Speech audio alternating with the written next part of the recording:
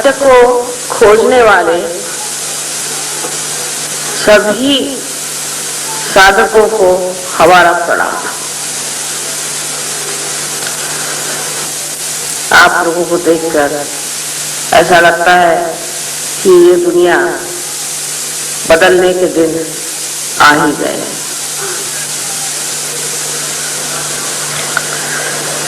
आपकी उत्कंठा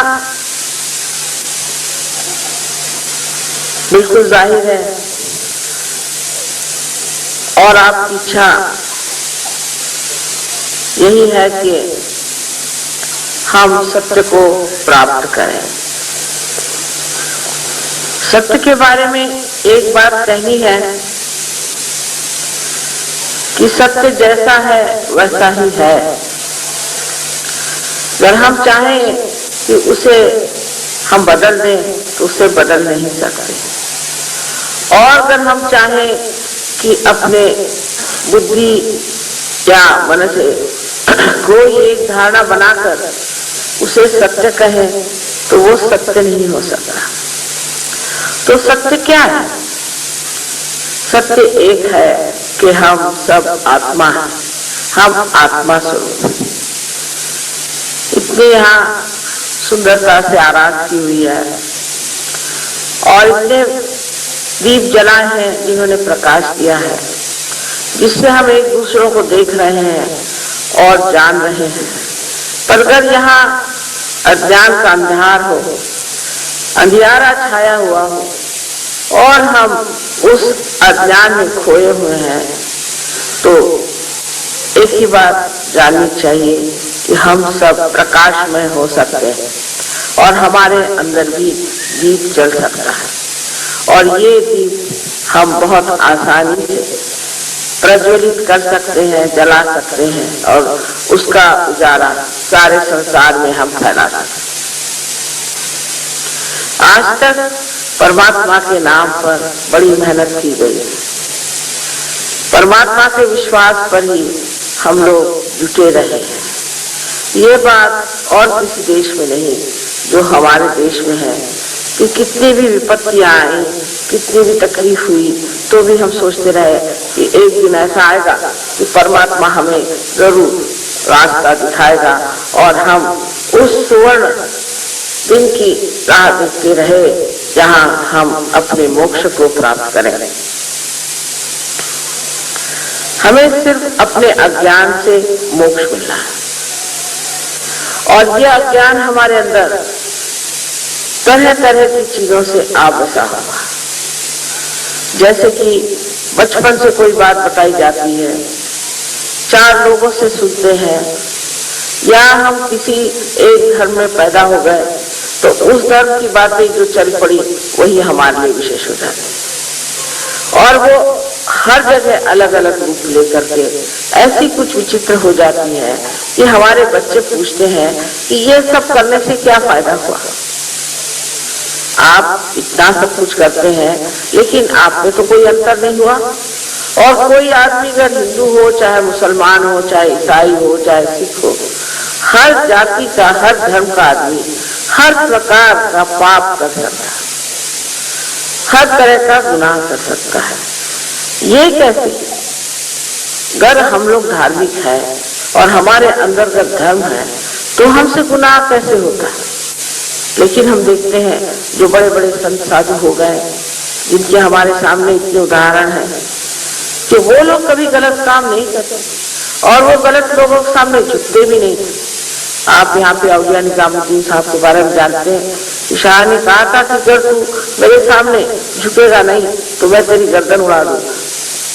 वो झुके नहीं, उनका मैं परमात्मा के सामने झुकता हूँ। और आप आगे भी जानते हैं कि उसके बाद उसी शाह की ही गर्दन उड़ गई। सो इस तरह के जो साधु संत इतने हिम्मत के साथ और इतनी सूझबूझ के साथ किसी बात को कहते थे, उनकी कौन सी अहमियत थी, उनमें कौन सी खास बात थी जो वो हम लोगों से इतने परे ऊपर एक ऐसी दशा में थे जहां उनको कोई चीज भी ऐसी प्रतीत ही नहीं होती थी जो सत्य को छोड़कर अपना ले, जो अटूट अपने विश्वासों पर पूरी तरह से खड़े थे, क्योंकि उनके विश्वास अंधे नहीं थे। जो विश्वास थे वो जानते थे कि ये बात सत्य है। और आज जबकि हम अपने आत्मा को खोज रहे हैं तो उसके प्रकाश में हम ये जान जाएंगे कि जो सत्य है वो आत्मा के प्रकाश में ही जाना जाता है। हरेक धर्म, संसार का हरेक धर्म आपका थोड़ा सा जान लें तो समझ लेंगे कि तत्व में हरेक धर्म एक है और हरेक धर्म में एक ही बात बताई गई है कि हमें नश्वर चीजों को छोड़ करके जो चिरंजीव, जो अनंत की चीज है उसे लेना चाहिए। हम लोग बहुत बार संसारिक बातों में इस तरह से लपट जाते हैं कि इस चीज को भूल जाते हैं कि जो नश्वर चीजें हैं जहां तक है वहां तक ठीक है, लेकिन उसमें अतिशयता कर देने से हमारा सर्वनाश हो जाता है, क्योंकि वो ही स्वयं नाशमय है। अंत में हमारा भी नाश उससे हो जाता है। लेकिन इस सब को जानने के लिए हमारे अंदर ज्ञान होना चाहिए। ज्ञान का मतलब ये नहीं कि पढ़ना लिखना। बहुत से लोग हैं मुझे बताते हैं कि हम तो रोज जो है शिवलीलामृत पढ़ते हैं और हम रोज एक पूरा उसका अध्याय पूरा करते हैं, लेकिन आपके अंदर उससे कोई परिवर्तन हुआ? क्या आप शिवलीलामृत पढ़ने के बाद ऐसा कह सकते हैं कि उसके बाद आप कोई गुनाह नहीं करेंगे? या आप कुरान पढ़ने के बाद ऐसा कह सकते हैं कि अब इसके बाद हम कोई गुनाह नहीं करेंगे? या ग्रंथ साहब को पढ़ने के बाद क्या आप कह सकते हैं कि हम कोई गुनाह नहीं करेंगे? तो इन महान किताबों में जो लिखा है वो एक लिखी हुई चीज हो गई, वो हमारे अंदर नहीं है। जो कुछ भी है वो बाहर है और उसमें अगर हम सोच रहे कि इसको पढ़ने मात्र से ही हम ठीक हो जाएंगे तो ये हमारी गलत धारणा है। सिर्फ ये जान लेना चाहिए कि इसका बोध होना चाहिए, यानी अपने नसों में आपको जानना चाहिए। चारों तरफ फैली हुई ये परमात्मा की शक्ति है, ऐसा कहा जाता है। तो देखने में क्या है? अगर आप साइंस वाले हैं तो इसे आप देखिए कि ये कौन सी शक्ति है जिसे आप प्राप्त कर सकते हैं। ये जो शक्ति हमारे अंदर है, ये शक्ति इससे कि हम उसे जानते हैं, वो भी अगर हम कहें कि आपके अंदर सुप्तावस्था में है तो क्या हर्ज है कि हम इसको पूरी तरह से प्राप्त कर दें? क्योंकि अगर ये हमारी ही शक्ति है और इससे हमें ही बोध होने वाला है और इससे हम ही बहुत ऊंचे उठ जाने वाले हैं, तो फिर क्यों ना हम इस चीज को पूरी तरह से अपना लें और इस पे पूरी बात करके जाने कि ये चीज है क्या। दूसरी बात ये भी कही जाती है, आज ही साहब ने मुझसे कहा कि कर्म करने से मनुष्य स्वच्छ हो जाता है। मैंने कहा मनुष्य कर्म क्या करता है? जब तक ये भावना आपके अंदर है कि आप कर्म कर रहे हैं तब तक आप स्वच्छ है ही नहीं, आपके अंदर अहंकार बैठा जा रहा है और वो अहंकार जो है वो आपको बता रहा है कि आप ये कर्म कर रहे हैं, आप वो कर्म कर रहे हैं। तो वास्तविक हम लोग कर्म क्या करते हैं? कोई चीज मर गई, कोई पेड़ मर गया तो उससे फर्नीचर बना दिया, या कहीं पत्थर से जो मरे हुए थे उनसे ला करके आपने अगर मकानात खड़े कर दिए, तो आपने क्या बड़ा भारी काम कर लिया? मरे से मरा किया, आपने कोई जिंदा काम किया है? सहयोग के बाद जब आप पार हो जाते हैं तो आपके हाथों से कुंडलिनी उठती है। यही बात है कि हम कुछ भी नहीं कर सकते, ये जीवंत क्रिया है, या अपने आप घटित होती है और हर मानव का ये जन्म सिद्धाधिकार है कि वो इस योग को प्राप्त करे। भगवान ने आपको मनुष्य किस लिए बनाया? आधा अधूरा छोड़ देने के लिए, इस अज्ञान में गोते लगाने के लिए? ऐसा तो नहीं हो सकता। वो तो परमात्मा परम दयालु कृपावान है, वो क्या आपको इस तरह से छोड़ देंगे?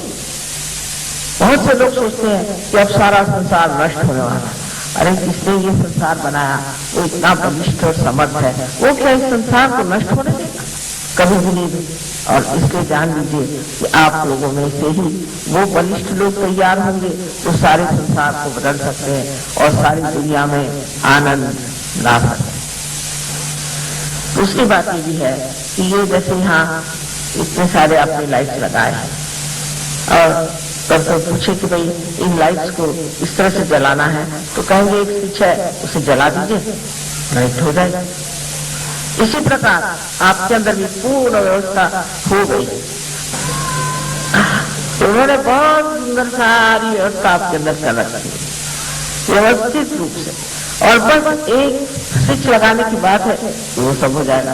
अब अगर कोई बताए कि वहां से बिजली लाए, कहाँ से ये ले आए, वहां से वो लाए, ये बिजली का इतिहास क्या है, तो सर दर्द हो जाएगा। आप कहेंगे भैया पहले बत्ती लगाओ फिर बात करें। ऐसी ही बात है, सहयोग में पहले आप अपना प्रकाश को प्राप्त हो और उसके बाद हम फिर बात करें।